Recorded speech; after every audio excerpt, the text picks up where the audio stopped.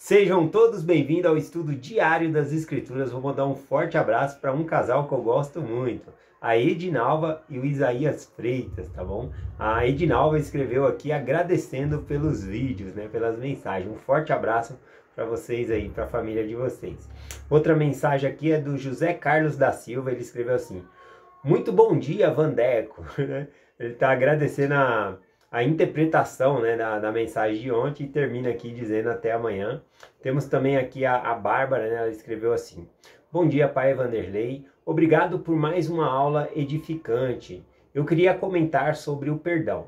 Sempre temos que perdoar o nosso próximo, mas o Salvador também não nos ensina que devemos voltar para a pessoa, perdoar e voltar para a pessoa, né? Ela coloca aqui: não significa que devemos deixar essas pessoas voltar para a nossa vida, principalmente em casos de abusos, em situações tóxicas, né? Então ela tá certa aqui no que ela tá falando. Nós devemos perdoar todas as pessoas, mas isso não significa que você tem que continuar num relacionamento tóxico, tá bom? Então o Salvador, ele quer que você seja feliz, tá bom? Ela até coloca aqui, né? Ela fala assim, ó: falo isso porque muitas irmãs dizem que não conseguem perdoar. Alguém pode pensar que perdoar deve ser voltar para a mesma situação, voltar com a pessoa. Não, a gente não pode guardar mágoa, perdoar, tá bom? A gente tem que perdoar todas as pessoas. A questão aqui que ela está colocando é que perdoar não significa voltar para um relacionamento tóxico, tá bom? É isso aqui. Gratidão pela sua mensagem. E também temos a mensagem da Fátima Silva aqui, que ela falou aqui: bom dia, irmão Vanderlei, gratidão pela aula. Aí ela coloca aqui que todos os dias, quando ela vai levar a netinha dela para a escola, ela ora não somente pela netinha dela, mas que proteja todos os alunos da escola de todo o mal. Ela ora para que Deus abençoe a vida das professores ali, professoras, professores e assim por diante. Gratidão pela sua mensagem também, tá bom? Vamos lá para a mensagem de hoje que eu vou compartilhar com vocês. Vou começar aqui em Mateus capítulo 6, a partir do versículo 19, tá bom? Essa é uma mensagem bem extensa, o assunto é bem extenso, né? E Cristo, ele explana várias escrituras sobre esse tópico. Então, talvez eu volto no mesmo tópico amanhã, mas com outras escrituras que eu não vou usar hoje, tá bom? Talvez, vamos lá. Hoje aqui vou começar. Mateus 6, versículo 19, diz assim: não junteis tesouro na terra, onde as traças e a ferrugem tudo consomem, e onde os ladrões minam e roubam. Bom, essa parte aqui que fala, né, dos ladrões minar, essa palavra minar aqui no grego também significa cavar, tá bom? E aí a gente tem que lembrar da cultura da época, porque na cultura, naquela época de guerra, o que as pessoas que tinham posses faziam? Elas escondiam os seus tesouros, né? Escondiam os seus tesouros na terra, porque se a cidade fosse tomada, né, e eles tivessem que fugir depois, quando eles tomassem a cidade de volta, o tesouro estava lá escondido, tá bom? Então eles tinham essa prática. Tem até uma parábola que o Salvador explica lá em Mateus capítulo 13, falando do homem que comprou um campo e ele achou um tesouro, e era uma pérola, né? Veja bem, pérola não dá na terra, né? Pérola dá no mar. Então foi alguém que tinha uma pérola e colocou ali, né, dentro daquele terreno, tá bom? E aí o homem vende tudo que tem para adquirir aquela pérola ali para ele, tá bom? Mas ali é uma parábola no Mateus 13, simbolizando o evangelho, né? O homem, inclusive na parábola lá, fala que ele era um bom negociante. Ou seja, ele deixou todas as coisas, tudo que ele possuía, ele vendeu, ele trocou tudo por essa pérola que era o evangelho. A gente ainda vai chegar lá, né? Mateus 13. Mas só para simplificar aqui, né, que o Salvador está falando que os tesouros, né, eles são cavados, né? Outras pessoas cavam e roubam, minam, né? Minar significa cavar aqui. Também, dentro desse contexto histórico aqui, minar, cavar, também significa cavar a casa da pessoa, furar realmente um buraco na casa da pessoa. Porque naquela época as casas, elas eram de madeiras e eram forradas de barro. Facilmente alguém poderia enfiar a mão, começar a quebrar o barro ali, e depois começa a quebrar as madeiras e entrar dentro da casa ali por meio da parede, né?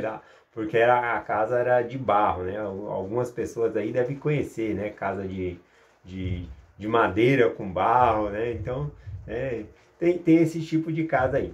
Então aqui a escritura fala sobre isso, né? Não junteis tesouro na terra, onde as traças e ferrugem tudo consomem, e onde os ladrões minam e roubam, né? Então, esconder tesouro, a gente pode perder esses tesouros. É isso que o Salvador está falando aqui, tá bom?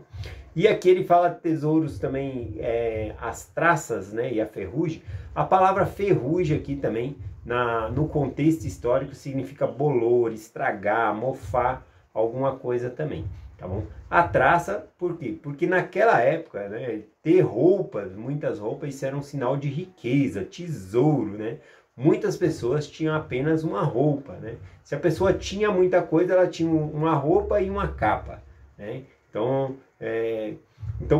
um tesouro também significava ter bastante roupa ali, e aí o Salvador falando que essas coisas também são corroídas, né? Tanto mofa, estraga, como também a traça, né? Aquele verme, a traça pode comer a roupa da pessoa e ela vai perder. O tópico aqui é que Deus, ele está falando, né? Jesus Cristo está falando que nós não devemos juntar tesouros na terra, porque esses tesouros vão se perder. E mesmo que você conserve, né, os seus tesouros aqui nessa terra por toda a sua vida terrena, é só a vida terrena, você não vai levar o tesouro consigo para o céu. Continuando aqui, o versículo 20. O versículo 20 diz assim: mas juntai tesouro no céu, onde nem as traças nem a ferrugem consomem, nem os ladrões minam, nem roubam, né? Então aqui ele fala bem especificamente, né, onde nós devemos guardar o tesouro, né? Aqui já fala que o céu é seguro, porque lá não tem ladrão, a traça não consome, não corrói, né? Mas não é os mesmos tesouros que nós temos aqui, que nós devemos fazer um depósito no céu, tá bom? Não é os mesmos tesouros, não dá para guardar uma roupa lá no céu ou coisa assim. É outro tipo de tesouro, tá bom? São as ações que nós fazemos, o bem para as pessoas, repartir os nossos tesouros abençoando a vida de outras pessoas. Isso é conquistar um tesouro no céu. O versículo 21 diz assim, ó. O versículo 21, inclusive, eu acho que é o centro dessa mensagem, porque explica melhor. Diz assim, ó, porque onde estiver o vosso tesouro, aí também estará o vosso coração. Então, Jesus ensina aqui o princípio muito significativo, né? Que onde está o nosso coração, ali está o nosso tesouro. Onde está o seu coração agora, né? Na sua família? Então, sua família é o seu tesouro. Bom, então ele fala sobre isso. Complementando essa mensagem, ele já entra aqui falando dos olhos também, eu acho muito interessante. Essa mesma passagem de escritura que nós estamos estudando aqui em Mateus 6, tem lá em Lucas capítulo 12, tá bom? E tem um detalhe lá em Lucas 12 que eu vou compartilhar com vocês aqui nessa mensagem. Segura aí. Vamos lá, versículo 21, né, que fala sobre juntar tesouro no céu. Uma das coisas que nós podemos fazer para juntar tesouros no céu é contribuir com nossos recursos para a obra do Senhor. Por exemplo, ajudar na obra missionária, nós podemos fazer ofertas, né, tem os dízimos e as ofertas. As ofertas nós podemos fazer para a obra missionária também, tá bom? Isso é juntar um tesouro no céu. Quando você pega os seus bens, né, e começa a investir, vamos dizer assim, né, investir na obra missionária, na construção de templo, isso é um tesouro que você está juntando lá no céu. Outra coisa que nós podemos falar também é que não é necessário só a pessoa ser membro da igreja para poder contribuir, ajudar. Nós podemos convidar os nossos amigos também para um projeto de serviço, para limpar a capela, né? Tudo isso é juntar um tesouro no céu. Convidar uma pessoa para limpar a capela, fazer um projeto de serviço, né? Já teve ocasião na minha estaca que foi fazer um projeto de serviço de pintar uma escola, arrumar a caixa d'água da escola. E aí a gente convidou várias pessoas que também não eram membros da igreja. Isso é projeto de serviço, ajudar o próximo também, é juntar tesouro no céu.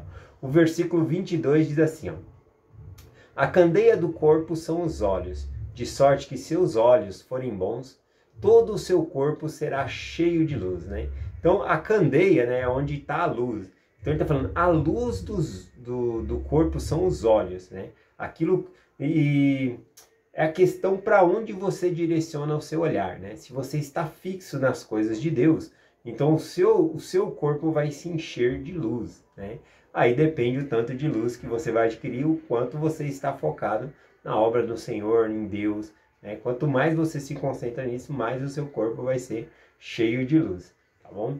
Aqui também o 23 diz: se porém os teus olhos forem mau, o teu corpo será tenebroso. Se, portanto, a tua luz que em ti há são trevas, portanto, qual grande serão essas trevas? Então ele fala que se o olho da pessoa é mau, né, ela vai ter treva. A gente observa aqui que não tem meio termo, né? Ou a pessoa tem luz, ou a pessoa tem trevas, né? E se for trevas, ele ainda fala, qual grande são essas trevas? E se for luz também, né? Qual grande é essa luz, né? Nós podemos aumentar nossa luz ajudando mais pessoas, tá bom? Contribuindo, fazendo as coisas, juntando tesouro no céu vai ajudar com que nós tenhamos mais luz. O foco aqui é juntar uma mensagem com a outra. Quando você está com foco nas coisas do Evangelho, você recebe luz. Se você tira o seu foco, o seu olhar, né, para as coisas só do mundo, conquistar as coisas só do mundo, então você começa a focar tanto nas coisas do mundo, em comprar casa, carro, que você acaba se esquecendo de fazer a obra de Deus, de compartilhar o Evangelho, acaba se esquecendo até mesmo de fazer reunião familiar, de contribuir na obra do Senhor de alguma maneira, tá bom? Então é isso que significa aqui essa parte do olho aqui, né? O olho cheio de luz. Aqui o versículo, deixa eu ver se eu terminei aqui. Isso. Aqui eu terminei essa parte, né? Falando que não há meio termo. Ou você tá com luz, né? Ou está nas trevas. E aí tem a diferença de grau, né? Qual tamanho é a sua luz e qual tamanho seria a treva dessas pessoas. O que o Salvador ele está falando aqui não é questão de nós não podemos buscar as coisas desse mundo. São importantes. Eu gostei muito do que o irmão João na minha aula falou esse domingo agora, né? Que nós tivemos aula do Vem Segue, domingo passado. E ele falou, né? Que uma autoridade geral falou, olha, o homem não pode ser feliz no domingo se ele passou privações a semana toda. Então, claro, nós precisamos ter o alimento diário, contínuo, né? Ter as nossas necessidades básicas supridas, né? Porque senão como é que a pessoa vai ter felicidade, né? Então, a pessoa vai ficar preocupada mesmo. Então, ele falou sobre isso e realmente nós necessitamos das coisas cotidianas. Isso é importante. O problema é começar a focar nas coisas só desse mundo e esquecer-se das coisas de Deus. Lá em Lucas, capítulo 12, ao falar dessas escrituras aqui, né, dessas frases, Jesus Cristo ele conta uma parábola, e é essa parábola que vai ser determinante aqui na mensagem também, tá bom? Ele conta o seguinte aqui, né, lá em Lucas 12, falando dessas mesmas escrituras. E propôs-lhe uma parábola dizendo, né? Aqui as pessoas tinham acabado de chegar em Jesus Cristo dizendo assim, o meu irmão não quer dividir a herança comigo, fala para ele dividir. Aí o Senhor fala, quem me pôs juiz entre vocês, né, para repartir vossos bens, né? Jesus Cristo não veio para isso. E aí ele fala essa parábola aqui, ó. E propôs-lhe uma parábola dizendo, a herdade de um homem rico tinha produzido em abundância. Reparando aqui que o homem já era rico, e a herdade, né, o terreno dele, a propriedade dele, as coisas que ele tinha, produziu em abundância. Mais ainda, ele já era rico e produziu muito mais ainda. E arrazoando ele consigo mesmo, dizendo, o que farei? Repara também que ele está falando arrazoando consigo mesmo. Ele não pergunta para as pessoas como ele deve investir o dinheiro dele ou cuidar das coisas. E ele faz muito bem isso, né? Porque ele conseguiu prosperar, além de ser rico, ele conseguiu ganhar mais ainda, tá bom? Mas a questão aqui é que ele não pede conselho de ninguém, né? Esse é o foco aqui. E ele continua dizendo aqui, né? O que farei? Não tenho onde recolher os meus frutos. Ou seja, ele foi tão próspero que ele não tinha onde guardar, né, tudo que ele tinha ganhado. E disse, farei isso, derrubarei os meus celeiros e edificarei outros maiores. E ali recolherei todo o meu produto e os meus bens. E direi à minha alma, alma, tem bens em depósito para muitos dias, muitos anos. Descansa, come e bebe e alegra-te. Porém, né, depois dele ter juntado todas essas coisas, o versículo 20 diz, Porém, Deus lhe disse: louco, esta noite te pedirão a tua alma. E o que tem preparado, para quem será? O que ele preparou, né, para o tesouro no céu? Ele só juntou tesouro para a terra, que só ficaria aqui. Ou seja, quando diz louco, esta noite te pedirão a tua alma, significa que esta noite ele iria morrer e ele não iria levar nada de todo o que ele acumulou aqui na terra. Tá bom? E ele não tinha nada preparado no céu, né? Ele não havia feito os depósitos dele ali de contribuição, de ajuda ao próximo, ajuntado tesouros no céu. Bom, essa parábola nos ensina o quê? É lícito nós corrermos atrás dos nossos bens, casa, carro, aquilo que necessitamos, o alimento da família. É lícito, isso é bom. O problema é quando você só foca nisso, né? Quando você perde de vista o mandamento, né? Nesse mesmo Mateus capítulo 6, 33 diz: buscai primeiro o reino de Deus e a sua justiça, e todas as outras coisas vos serão acrescentadas. Ou também aqui no versículo 24, né, que fala sobre Mamon. Mamon é a riqueza, né? A pessoa faz do seu Deus as riquezas do mundo. Então esse é o problema verdadeiro aqui. O problema não é o dinheiro, é colocar o coração no dinheiro. E aí a pessoa fica retendo aqueles bens e deixa de ajudar outras pessoas. Tá bom? Então a mensagem de hoje fala sobre isso, tá bom? Sobre nós ajuntarmos tesouro no céu e não só na terra. Como que eu posso ajuntar? Eu tenho que ver os meus recursos e ajudar outras pessoas também, né? Nós temos os meios aí de ofertas, né? Conforme eu falei, podemos contribuir na obra missionária para ajudar a obra do Senhor e ir adiante, tá bom? É essa a mensagem que eu compartilho com vocês, em nome de Jesus Cristo. Amém. Até amanhã.